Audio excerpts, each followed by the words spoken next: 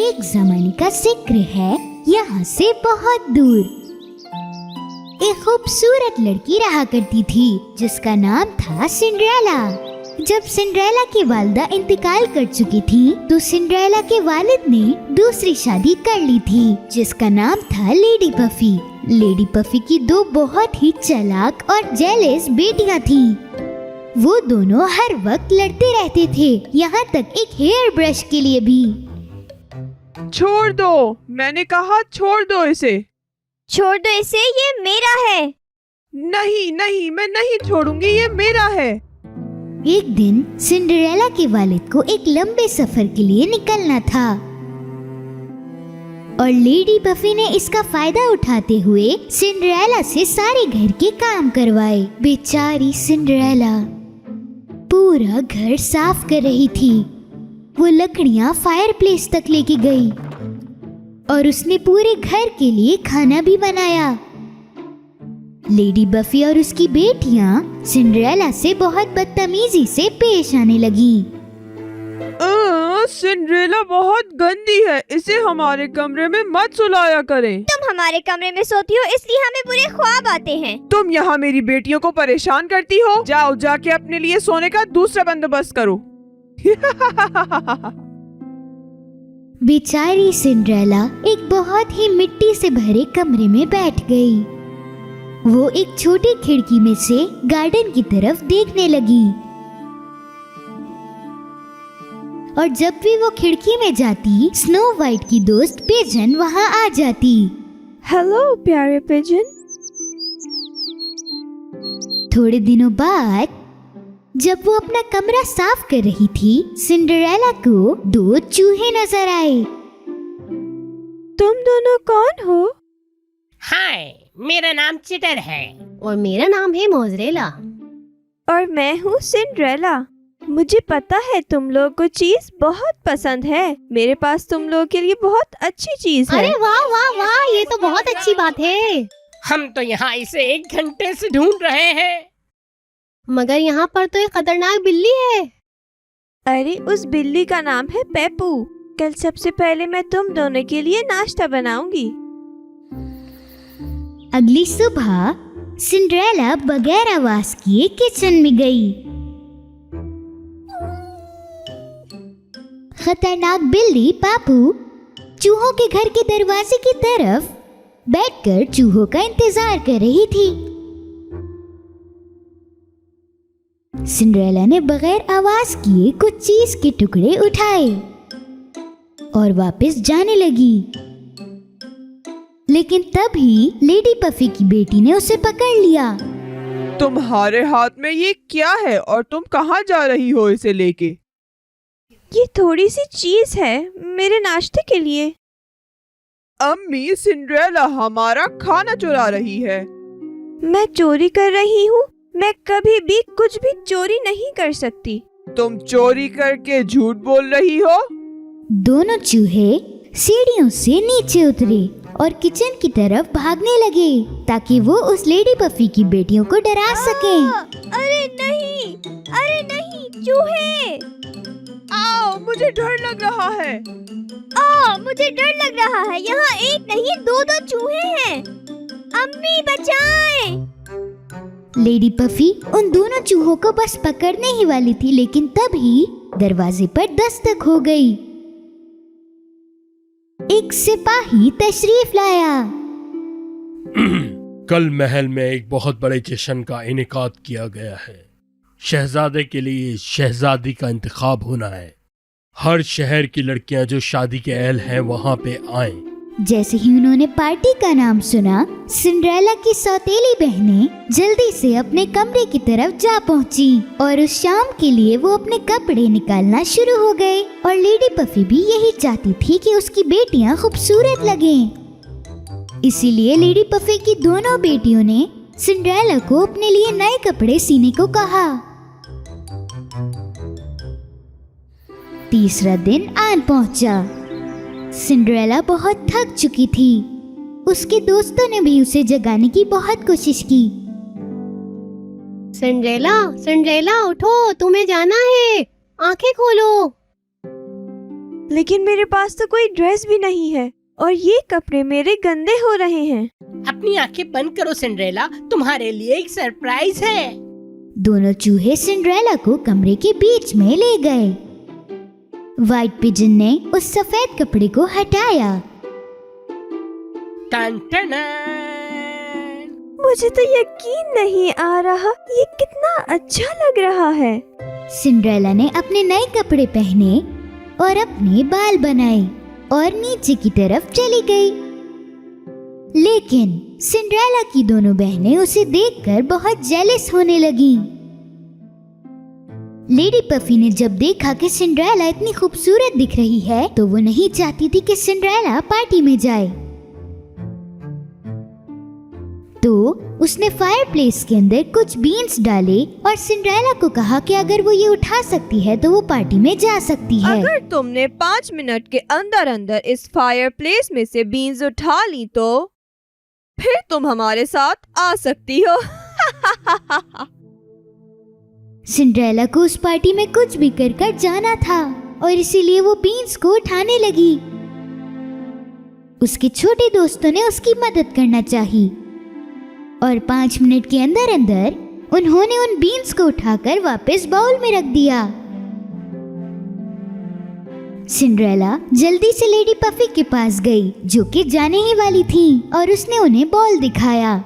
Lady puffy अभी भी नहीं चाहती थी कि सिंड्रेला पार्टी में जाए और इस बार उसने सिंड्रेला के गंदे कपड़ों को अपना निशाना बनाया और वो सिंड्रेला को छोड़कर चले गए। सिंड्रेला को घर पर छोड़कर पार्टी की तरफ। बेचारी सिंड्रेला बहुत उदास थी।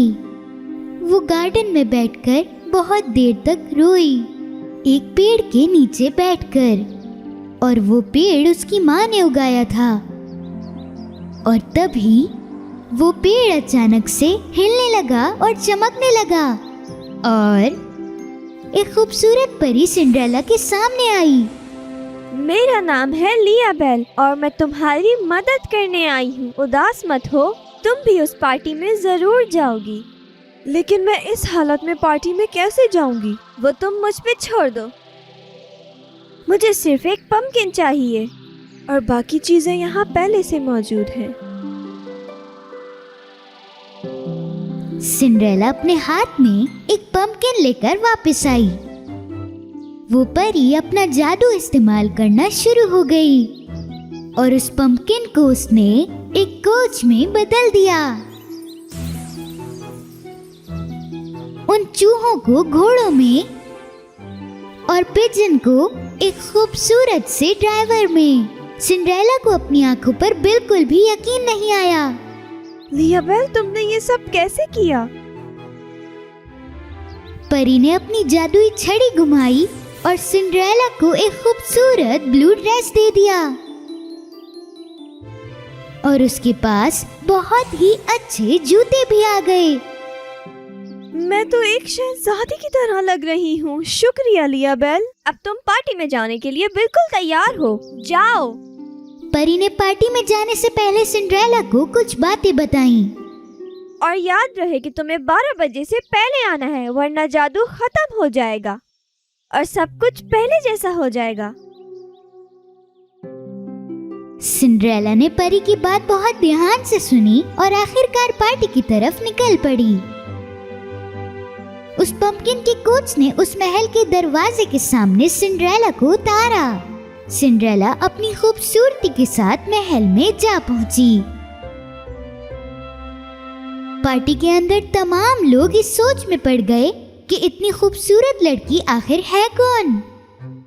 लेडी पफी ने अपनी बेटियों को इशारों से बताया कि ये तो सिंड्रेला है। शहजादा लियो सिंड्रेला के करीब आया और उससे सिंड्रेला को देखते ही प्यार हो गया। ऐ खूबसूरत लड़की, क्या तुम मेरे साथ डांस करोगी?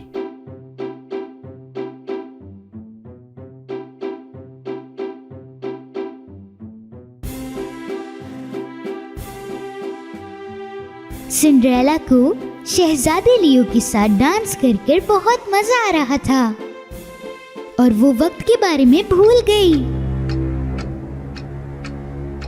जब घड़ी 12 बजाने ही वाली थी, उसे परी की बात याद आ गई। तुम्हें 12 बजे से पहले आना होगा, वरना। सिंड्रेला ने शहजादे को वहीं छोड़ा और महल से जल्दी से भागने लगी। अरे अरे रुको, तुम कहाँ जा रही हो? मैंने तो तुम्हारा नाम तक नहीं पूछा। जब सिंड्रेला सीढ़ियों से नीचे भाग रही थी तो उसके पैर में से उसका एक जूता नीचे गिर गया। इतना वक्त नहीं था कि वो पीछे मुड़ के उस जूते को उठा सकती, तो वो जल्दी से अपनी कोच की तरफ भागने लगी और महल को छोड़ दिया। शुक्र है वो जाते जाते अपनी एक निशानी छोड़ गई। अब मैं इस सैंडल की मदद से उसे ढूंढूंगा। जैसे ही घड़ी ने 12 बजाए,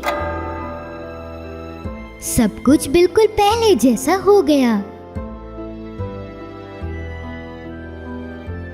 सिंड्रेला वापस अपने कमरे में आ गई। वो शहजादे लियो के साथ बिताए हुए डांस के बारे में सोच रही थी और उसे भी शहजादे लियो से प्यार हो गया था। लेकिन शहजादा लियो उसको उसके गंदे कपड़ों के साथ बिल्कुल नहीं पहचानने वाला था। वक्त गुजर गया और शहजादे ने अपने महल के बराबर में एक कमरा बनाया जिसके अंदर सिंड्रेला का जूता रखा हुआ था। जितनी भी लड़कियां इस शहर में रहती थीं, इस जगह आई और उस जूते को पहनने की बहुत कोशिश की।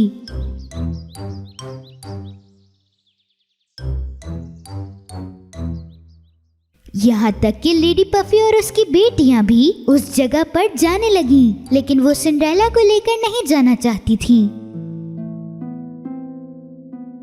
तुम घर पे ही रुको, क्योंकि ऐसा नहीं हो सकता कि वो जूता तुम्हारा हो। हाँ बिल्कुल, क्योंकि वो जूता मेरा या कसांड्रा का होगा। मैं भी तो दुनिया में रहने वाली एक लड़की हूँ, मुझे भी जूता पहनने की इजाजत है। लेडी पफी ने सिंड्रेला की बात को नहीं सुना। उसने सिंड्रेला को घर के अंदर बंद किया और अपनी बेटियों के साथ चली गई। बदकिस्मती से लेडी पफी की दोनों बेटियों को वो जूते नहीं आए। अगर आप इसे थोड़ा सही से पहनाएंगे तो ये मेरे पाँव में सेट हो जाएगा। रात के वक्त जब कमरे की लाइट्स बंद हो चुकी थी, सिंड्रेला अपने घर से बाहर निकली मोज़रेला और चेडर की मदद से। वो उस कमरे की तरफ जा पहुंची जहां पे वो जूता रखा हुआ था।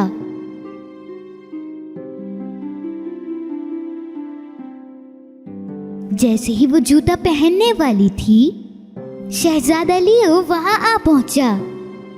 रुक जाओ, ये क्या कर रही हो? तुम जूता खराब कर रही हो। नहीं नहीं, ये मेरा शूज है, ये मेरे पाँव में बिल्कुल सही आ रहा है। ये सच कह रही है, इसका नाम सिंड्रेला है। सिंड्रेला ने वो जूता पैरों में पहना शहजादे लियो के सामने और वो समझ गया कि वो जूता तो सिंड्रेला का ही है वो तुम ही थी। और वो खुश था। तुम ही थी उस रात जिसके साथ मैंने डांस किया। क्या मैं तुम्हारा नाम जान सकता हूँ? मेरा नाम सिंड्रेला है। क्या तुम मुझसे शादी करोगी सिंड्रेला? सिंड्रेला ने खुशी खुशी शहजादे लियो को हाँ कर दी, जिससे वो प्यार करती थी। उन्होंने एक बहुत बड़े महल में शादी की और वो अपनी जिंदगी खुशी से गुजारने लगे।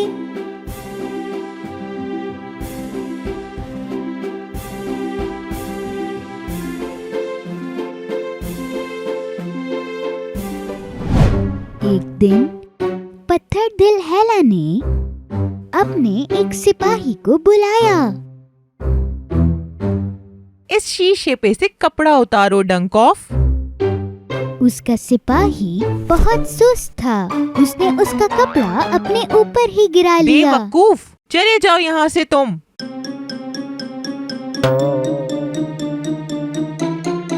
हेला ने अपने आप को शीशे में देखा और बोला, शीशे शीशे ये बताओ कौन है सबसे खूबसूरत? जादुई शीशे ने जवाब दिया, अब आप इस दुनिया में सबसे खूबसूरत नहीं रही। स्नो वाइट इस दुनिया की खूबसूरत तरीन लड़की है। हेला को बहुत गुस्सा आया। ऐसा नहीं हो सकता, मुझसे ज्यादा खूबसूरत कोई नहीं हो सकता। पूरा महल उसके गुस्से से हिलने लगा और अब वो चाहती थी कि स्नो वाइट को मार दिया जाए। उसने एक प्लान बनाया और एक सिपाही को बुलाया और बोला कि स्नो वाइट को कहीं दूर ले जाकर कत्ल कर दे। और मुझे इसका दिल ला के दो। स्नो वाइट को अपने सिपाही पर भरोसा था और वो उसके साथ जंगल में चली गई। रास्ते में उसे एक जख्मी चिड़िया दिखी और स्नो वाइट ने उस चिड़िया को उठाया ताकि वो उसकी मदद कर सके। उसका सिपाही उस पर पीछे से वार करने की कोशिश कर रहा था। उसने अपना तीर निकाला ताकि वो उसे मार सके। उसने अपना निशाना लिया, लेकिन उसको उस पर रहम आ गया और उसने देखा कि उसका दिल कितना साफ है। उसने फैसला किया कि वो उसे नहीं मारेगा। स्नो वाइट, मुझे तुम्हें मारने के लिए यहाँ भेजा गया था कि मैं तुम्हारा दिल निकाल सकूं, लेकिन मुझसे ऐसा ना हो सका। कौन लेना चाहता है मेरा दिल? वही शहजादी हेला। तुम्हें कहीं जाना चाहिए, कहीं छुप जाओ। सिपाही ने हेला से झूठ बोलना चाहा और उसने जंगल में किसी जानवर को मार दिया और उसका दिल निकाल लिया और हेला को ये बताया कि स्नो वाइट मर चुकी है। स्नो वाइट बहुत डर रही थी और वो भागने लगी। वो बड़े बड़े पेड़ों से और उल्लुओं से बच बचाती भागने लगी। वो एक पेड़ के पास आके रुकी और वो सो गई एक अंधेरी डरावनी रात में। जैसे ही सिपाही अपने महल वापस पहुंचा, वो सीधा हेला के पास आया। मैंने आपकी ख्वाहिश पूरी कर दी। पत्थर दिल हेला ने वो बॉक्स लिया और उसे ये यकीन हो गया था कि स्नो वाइट मर चुकी है और वो जोर जोर से हंसने लगी।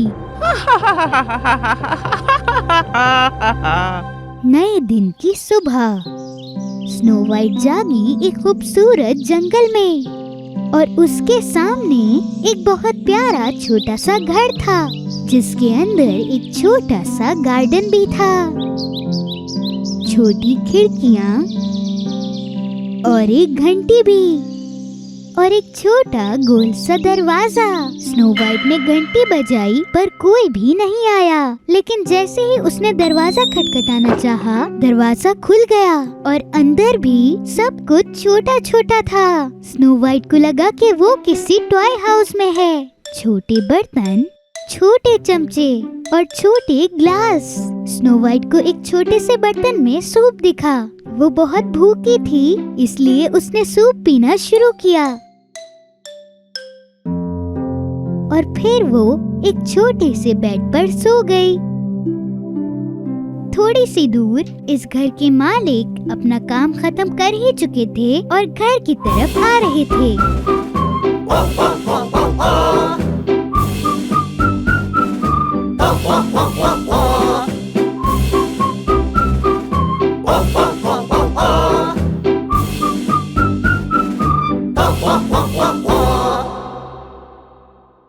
जैसे ही वो घर में आए, वो समझ गए थे कि कुछ तो गड़बड़ है, तो वो अंदर चुपचाप चलने लगे। किसी ने मेरी ब्रेड खा ली है और किसी ने मेरी प्लेट भी इस्तेमाल करी है। अरे यहाँ तो मेरे बेड पे कोई सो रहा है।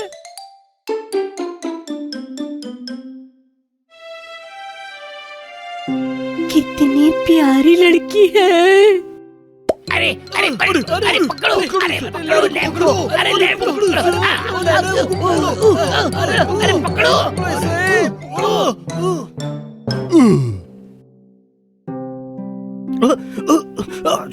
वो उठने वाली है। वो कंबल के अंदर छुप गई है। तुम्हें घबराना नहीं चाहिए बेटी, हम लोग 7 बोने हैं। मेरा नाम एस है और ये है जॉली, एंग्री, क्यूरियस, सिली, शाय और लेजी। मेरा नाम स्नो वाइट है।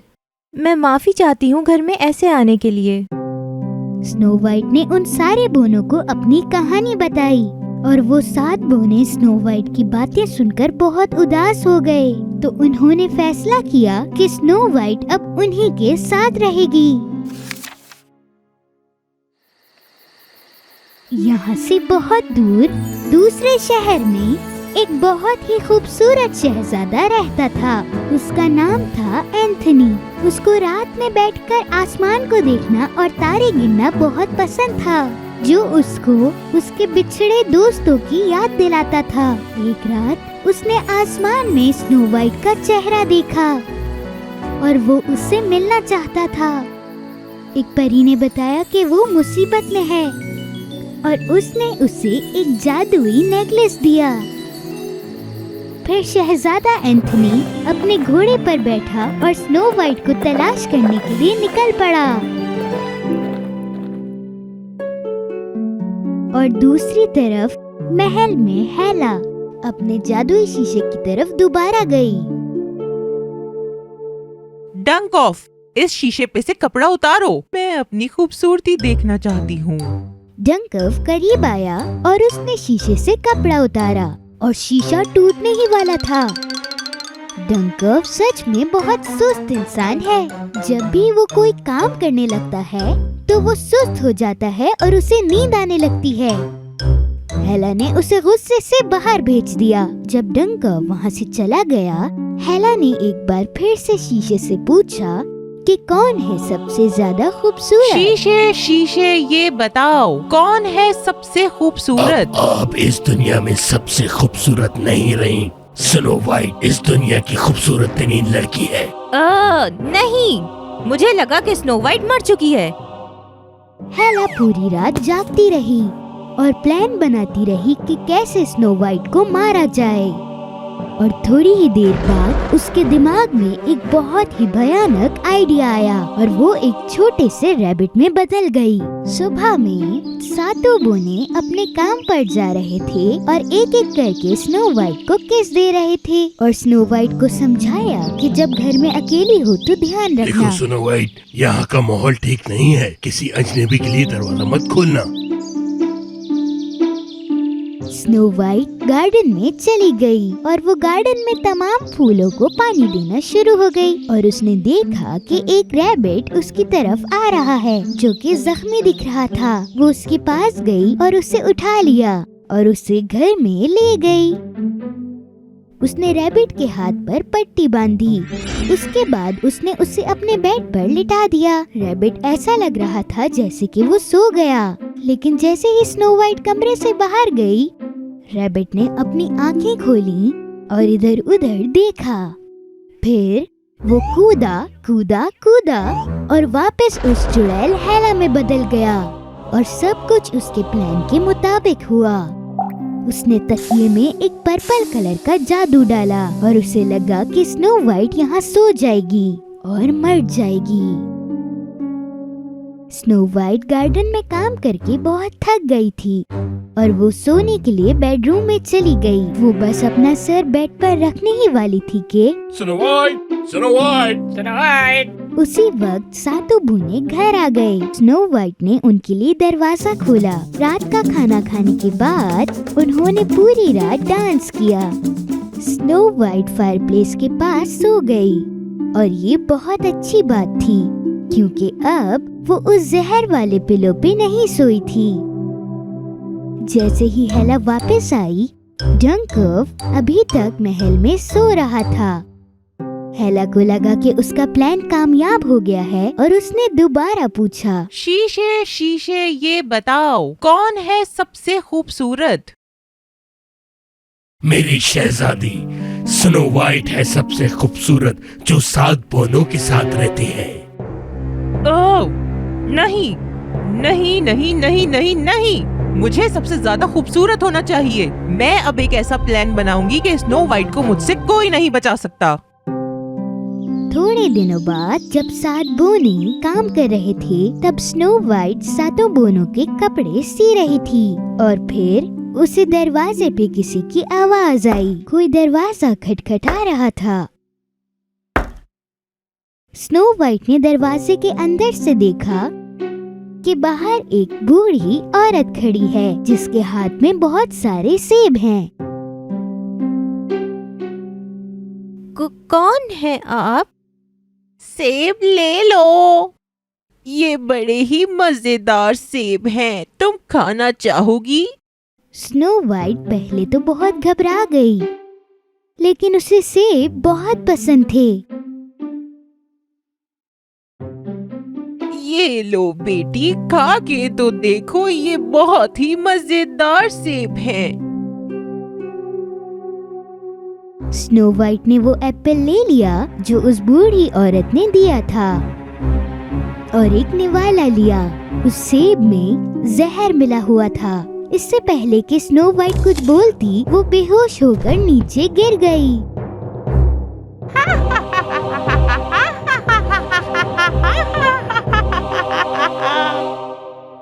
सड़क के बिल्कुल नीचे शहजादे एंथनी ने अपने घोड़े को एक पेड़ के नीचे आराम करने के लिए बांध दिया। शहजादा एंथनी स्नो वाइट को ढूंढने के लिए बहुत परेशान था। उसने देखा कि एक बूढ़ी औरत रास्ते से जा रही थी। वो उससे बात करने ही वाला था, लेकिन अचानक वो बूढ़ी औरत अचानक से हेला में बदल गई। शहजादा और उसका घोड़ा बहुत हैरान हुए और उन्होंने रास्ता पूछने का इरादा बदल लिया।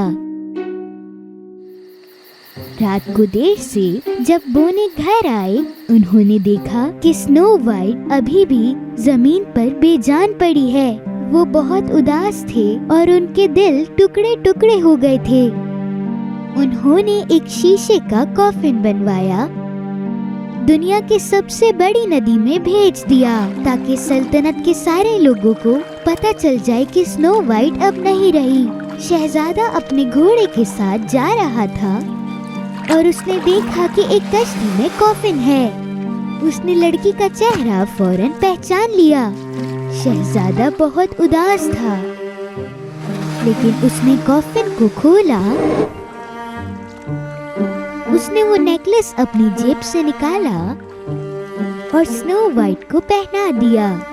खुदा हाफिज मेरी शहजादी, जहाँ रहो सितारों की तरह चमकती रहो। लेकिन तभी शहजादे ने देखा कि स्नो वाइट हिली। जो नेकलेस उसने पहनाया था वो जादुई नेकलेस था और जैसे ही वो नेकलेस चमका, स्नो वाइट जाग उठी। जब वो जागी तो वो देख के बहुत खुश हुई कि उसके सामने एक खूबसूरत शहजादा खड़ा है। जब वो किनारे पर आए तो वो स्नो वाइट के महल जा पहुँचे। स्नो वाइट और शहजादे एंथनी ने वो सब बताया जो उन्होंने देखा था। जब बादशाह को पता चला कि स्नो वाइट के साथ क्या हुआ था, तो बादशाह ने हेला को महल से बाहर निकाल दिया। बादशाह ने वो जादुई शीशा और हेला के तमाम जादू अपने महल के स्टोर रूम में बंद कर दिए। थोड़े ही महीनों बाद स्नो वाइट और शहजादे को प्यार हो गया, इसलिए ये एक अरेंज मैरिज नहीं थी और महल में बड़े धूमधाम से शादी हुई। सातों बोने शहजादा और स्नो वाइट बहुत खुशी से जिंदगी गुजारने लगे।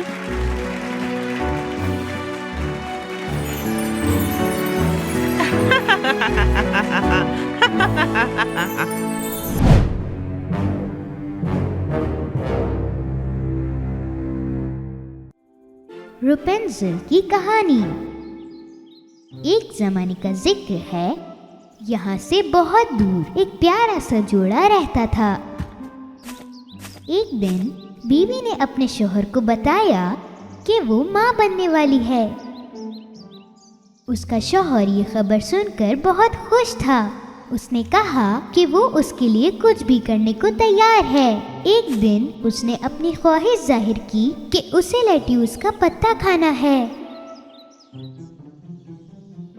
जब तक मैं अपने पड़ोसी के बाग का मजेदार सलाद नहीं खा लेती, मुझे सुकून नहीं मिलेगा।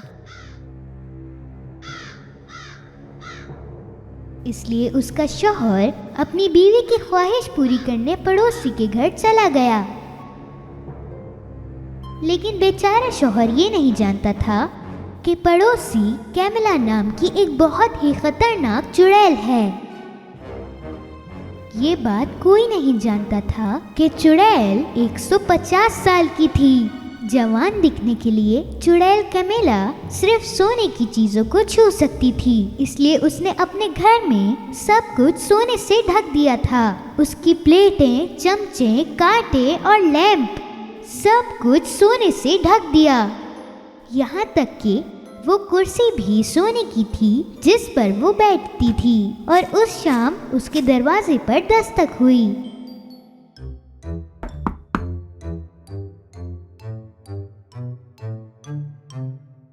ये उनका पड़ोसी था जो अपनी बीवी के लिए कुछ लेट्यूस के पत्ते मांगने आया था। कैमिला ने कहा कि वो बागीचे से जितना चाहे उतना लेट्यूस ले सकता है, लेकिन एक शर्त पर। अगर तुम्हारे बच्चे के बाल सुनहरी हुए तो मैं इसे लूंगी, वो बच्चा मेरा होगा।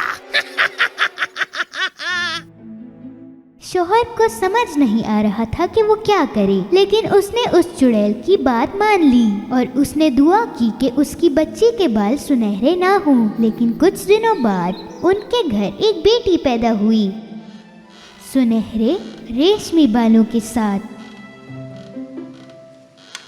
उन्होंने उसका नाम रेपेंजल रख दिया।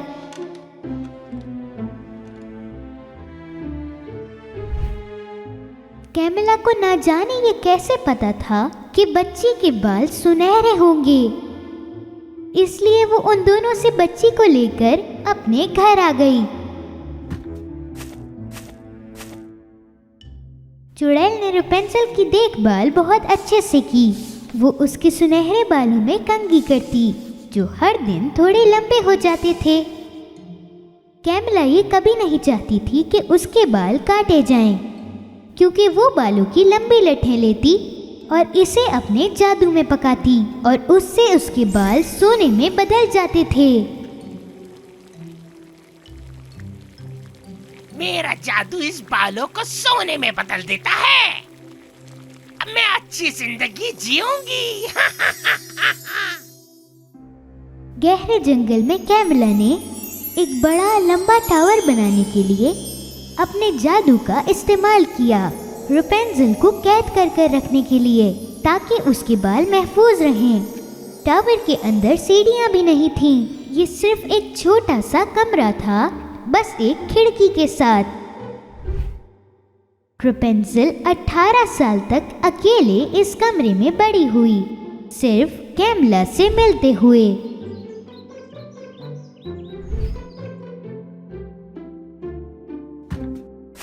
जब भी कैमिला उससे मिलने आती तो वो उसे नीचे से बुलाती, रेपेंजल, रेपेंजल, रेपेंजल, अपने सुनहरे बाल नीचे फेंको। रेपेंजल अपने बालों को खिड़की से नीचे फेंकती और कैमिला उसके ऊपर चढ़ जाती और उसे पकड़कर टावर तक आ पहुंचती।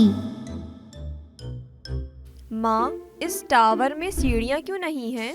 मैं जमीन पर कदम क्यों नहीं रख सकती? मुझे फूलों और जानवरों के साथ खेलना है। मेरी प्यारी सुनहरे बालों वाली बच्ची, यही एक तरीका है जिससे मैं तुम्हें दुनिया की बुराई से बचा सकती हूँ। यहाँ बाहर बहुत से खतरनाक जानवर हैं और भी बहुत सा खतरा है बाहर। अगर तुम्हें कुछ हो गया तो मैं जी नहीं सकूंगी। एक दिन गांव का सबसे खूबसूरत शहजादा रॉब, जो उसी दिन पैदा हुआ था जब रेपेंजल पैदा हुई थी, वो अपने घोड़े को जंगल में सवारी के लिए ले गया। जंगल में शहजादे को एक गाने की आवाज आई और वो रुक गया। ये आवाज कितनी खूबसूरत आवाज है।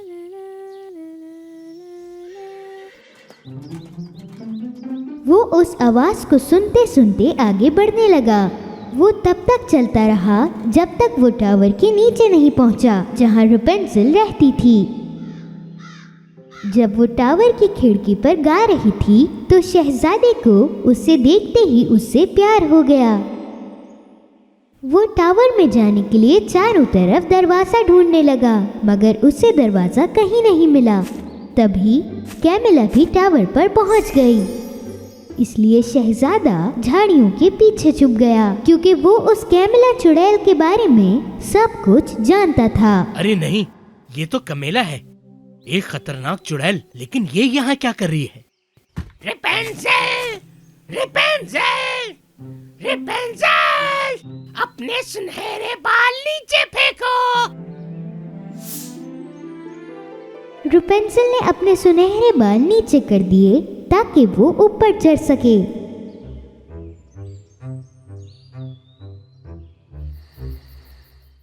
अगले दिन शहजादा टावर पर फिर से आया। वहां पहुंचकर उसने चुड़ैल की आवाज की नकल करते हुए टावर पर आवाज लगाई।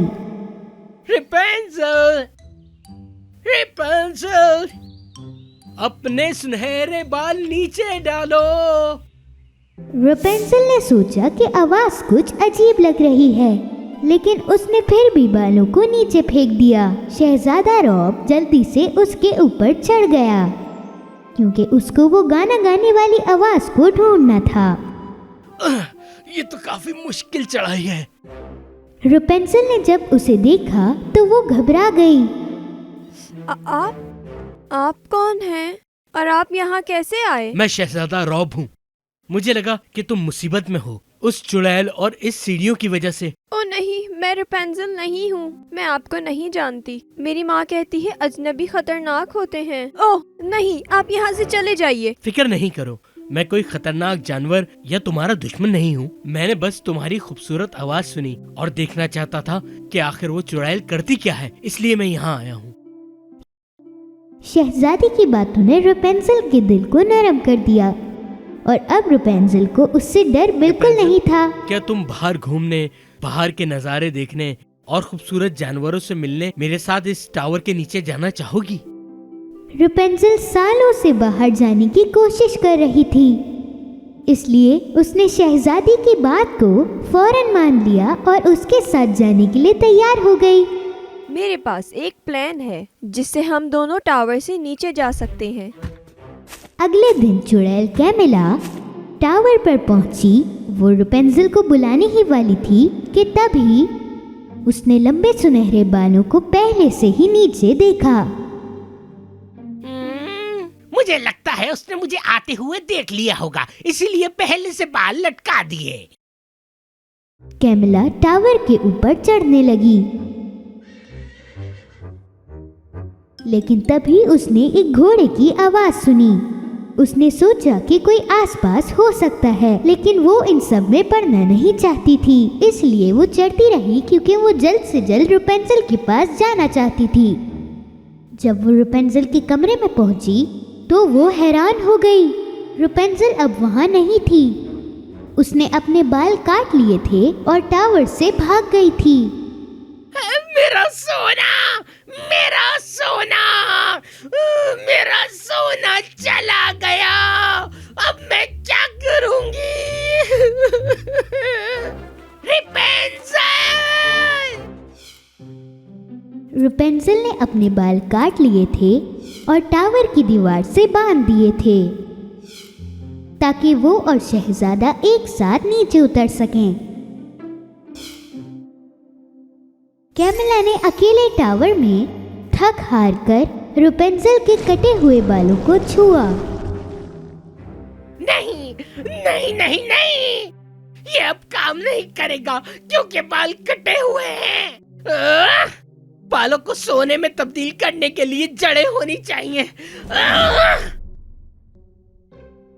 और उसी वक्त शहजादा रॉब और रेपेंजल शहजादे के महल में जा पहुंचे और शहजादे ने सब बताया अपने माँ बाप को, यानी बादशाह और महारानी को। बादशाह ने कहा कि उन्होंने एक किसान और एक बूढ़ी औरत से रेपेंजल का नाम सुना था, तो शहजादा फौरन ही रेपेंजल को उसके घर में उसे ले गया। उन्होंने बताया कि उन्होंने रेपेंजल नाम का बच्चा खोया है। जैसे ही उसके गरीब माँ बाप ने दरवाजा खोला और रेपेंजल को देखा, उन्होंने उसे पहचान लिया। मेरी बेटी, मेरी प्यारी बेटी, तुम हमें मिल गई। भयानक चुड़ैल तुम्हें हमसे दूर ले गई थी। इतने साल हो गए, लेकिन आखिरकार तुम घर आ ही गई बेटी। हम ही तुम्हारे असली माँ बाप है बेटी। रुपेंजल अपने असली माँ बाप से मिलकर बहुत खुश थी। और आपको क्या लगता है कि कैमिला का क्या हुआ होगा, जो बिना किसी सोने के टावर में रह गई थी? मैं तुम्हें ढूंढ के रहूंगी रेपेंजल। मैं तुम्हें उन बालों के लिए ढूंढूंगी जो सोना बन जाते हैं।